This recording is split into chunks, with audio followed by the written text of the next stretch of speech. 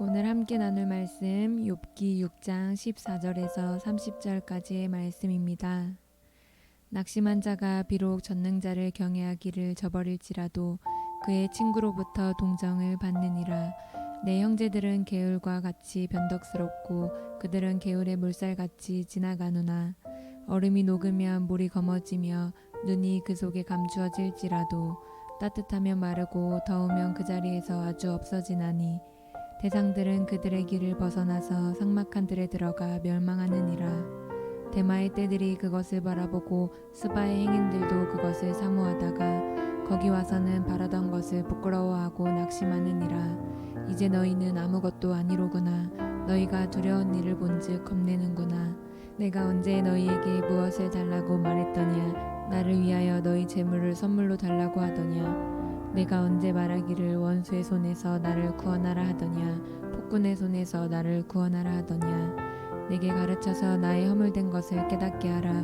내가 잠잠하리라. 옳은 말이 어찌 그리 고통스러운고 너희의 책망은 무엇을 책망함이냐. 너희가 남의 말을 꾸짖을 생각을 하나 실망한 자의 말은 바람에 날아가느니라. 너희는 고아를 제비 뽑으며 너희 친구를 팔아 넘기는구나. 이제 원하건대 너희는 내게로 얼굴을 돌리라. 내가 너희를 대면하여 결코 거짓말하지 아니하리라.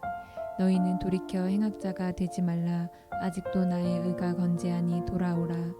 내 혀에 어찌 불의한 것이 있으랴. 내 미각이 어찌 속임을 분간하지 못하랴. 아멘. 어제 우리가 살펴본 본문을 시작해서 욥은 자신에게 조언과 훈계를 해준 엘리바스와 친구들에게 입을 열어 반응하기 시작합니다.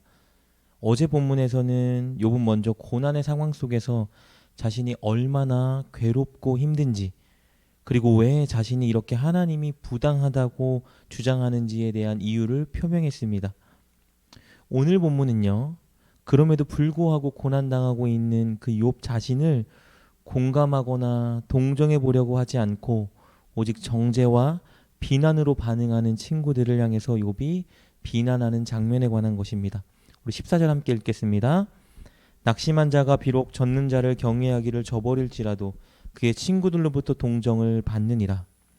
여러분, 우리가 읽은 14절 말씀은요, 흔히 학자들 사이에서 두 가지 의미로 해석하곤 합니다. 첫 번째 해석은 혹시 어떤 사람이 죄를 범해서 하나님께 재앙을 받는데 그것이 너무 힘들어서 하나님을 경외하지 않는다 하여도 그의 친구라면 마땅히 그를 비난하기보다는 먼저 위로하고 동정하는 것이 친구로서의 당연한 도리라는 거예요. 그러니 이 해석을 따르자면 지금 욥은 엘리바스와 친구들에게 친구로서의 도리를 잃어버린 자들이라고 비난하고 있는 것입니다. 두 번째 해석은요, 친구를 동정하지 않는 자는 하나님을 경외하는 것을 저버린 자라는 의미예요. 즉, 하나님을 경외하는 자는 친구를 동정하는 자다라는 거겠죠. 그러니 이 해석을 따르자면 욥은 지금 엘리바스와 친구들이 하나님을 경외하지 않고 있는 사람들이라고 비난하는 거예요. 왜냐하면 고통 속에 있는 친구 욥을 전혀 동정하지도 위로하지도 않기 때문입니다. 둘 다 가능한 해석이지만 우리는 문맥에 조금 더 적합한 첫 번째 해석을 선택해서 본문을 이해해 보도록 하겠습니다. 여러분, 욥은 이렇게 친구의 도리를 다하지 않고 오히려 고난 속에 있는 자신을 정죄하는 그들을 개울과 같은 자라고 비유합니다. 오늘 15절 말씀입니다. 내 형제들은 개울과 같이 변덕스럽고 그들은 개울의 물살같이 지나가누나. 여러분, 먼저는 15절에서 욥이 친구들을 형제라고 표현했다는 것이 인상적입니다. 왜냐하면요, 욥은 지난날 그들을 너무 아끼고 자기 형제처럼 소중한 존재로 여겼기 때문이에요. 그런데 그런 친구들을 이제는 변덕스러운 개울과 같은 자라고 표현합니다. 욥이 말하고 있는 이 개울은요, 우기에는 많은 물을 주지만 비가 오지 않는 건기, 즉 한여름에는 금방 말라 바닥을 드러내는 근동지방의 물줄기를 뜻합니다. 우기가 되면은 한겨울에 쌓여있던 눈이 녹아 흘러내리면서 시원한 많은 물을 제공해 주지만 정작 물이 가장 필요한 한여름에는 다 말라버려서 생명수를 제공해 주지 못하는 그런 물줄기를 말하는 거예요. 그래서 보통 신뢰할 수 없는 것을 가리킬 때 쓰는 표현이 바로 이 개울이라는 표현입니다. 우리 16절, 17절 말씀 볼까요? 얼음이 녹으면 물이 검어지며 눈이 그 속에 감추어질지라도 따뜻하면 마르고 더우면 그 자리에서 아주 없어지나니. 욥은 지금 새 친구들이 신뢰할 수 없는 개울처럼 신뢰할 수 없는 자라고 주장하고 있는 거예요. 필요하지 않을 때는 넘쳐 흐르지만 정작 필요할 때는 사라져 없어버리는 근동지방의 개울처럼 지금 욥에게 가장 필요한 것은 친구들의 위로, 친구들의 공감이었는데 정작 그것이 필요할 때 친구들은 욥에게 어떤 것도 주지 않고 오히려 정죄하는 변덕스러운 자가 되었다라고 비방하는 것입니다. 욥은 이렇게 친구로서의 도리를 못하는 자들이 주는 것은 결국 낙심뿐이라고 주장합니다. 우리 18절 19절 말씀입니다. 대상들은 그들의 길을 벗어나서 삭막한 들에 들어가 멸망하느니라. 대마의 떼들이 그것을 바라보고 스바의 행인들도 그것을 사모하다가 거기에 와서는 바라던 것을 부끄러워하고 낙심하느니라. 여러분, 이것이 무엇을 뜻하냐 하면요, 당시 무역에 종사하던 자들의 행위를 뜻해요. 이런 무역에 종사하던 자들은요, 당시에 사막 지역을 횡단하며 무역을 행해야 됐습니다. 사막을 횡단하며 갈 때 그들이 가장 기대하는 것은 무엇일까요? 물이겠죠.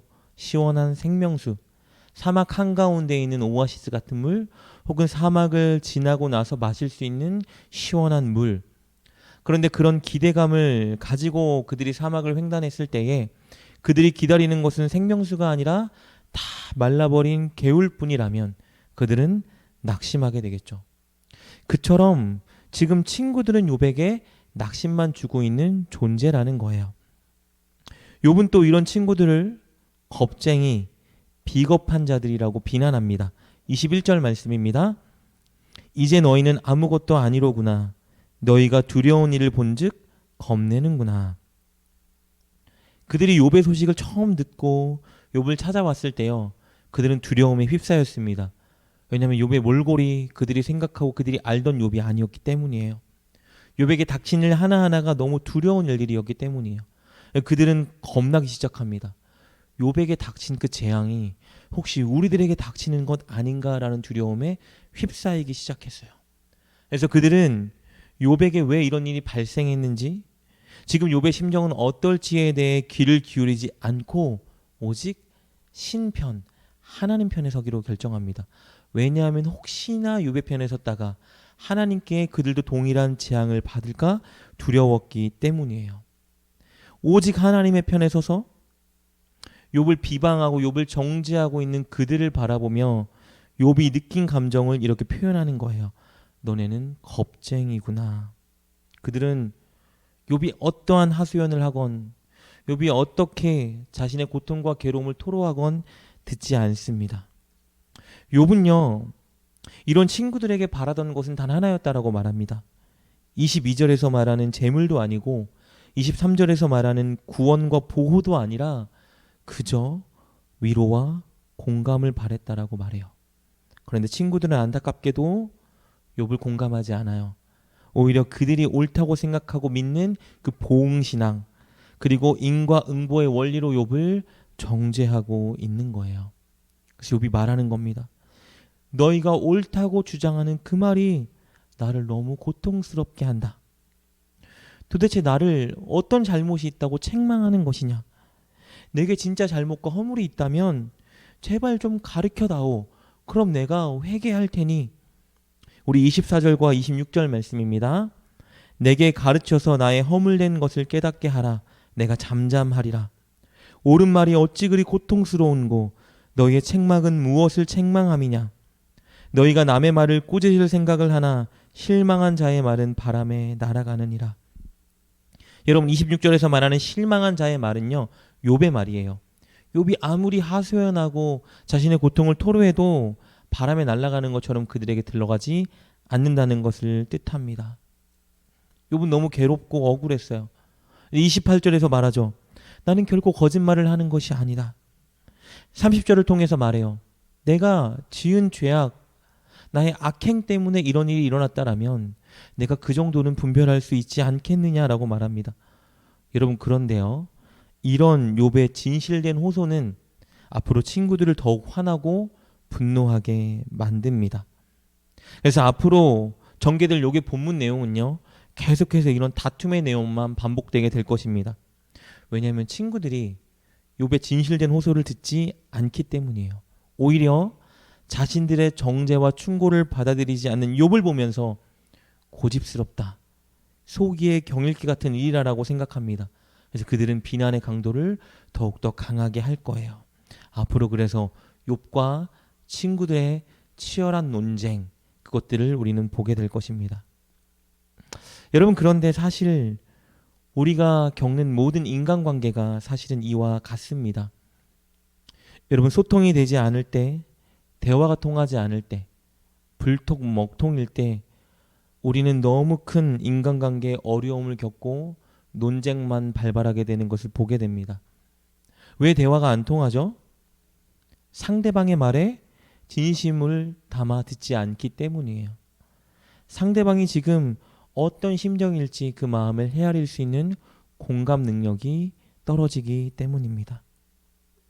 여러분, 가장 좋은 친구는, 가장 좋은 이웃과 가장 좋은 사람은 어떤 사람일까요?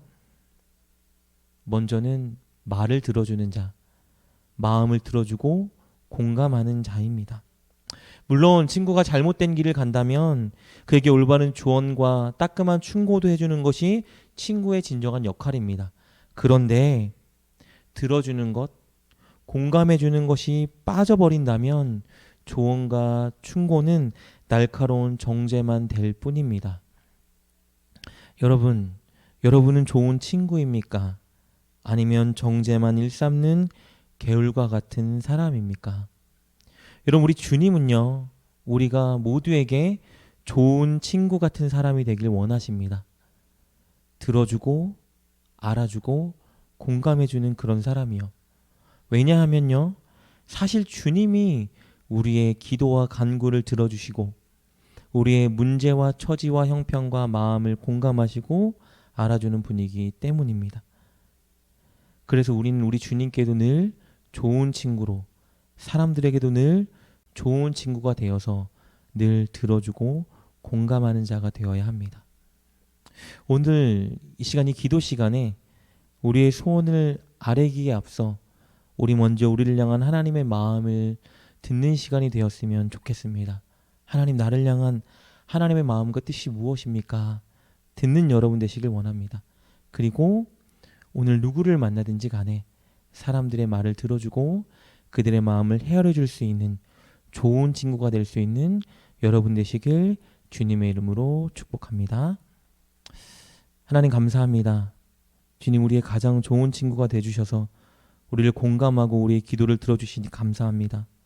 우리도 주님처럼 주님의 말을 듣고 마음을 아는 자가 되게 도와주시고 더 나아가 만나는 모든 사람들의 말을 들어주고 그들을 공감하는 좋은 친구가 되게 하여 주시옵소서.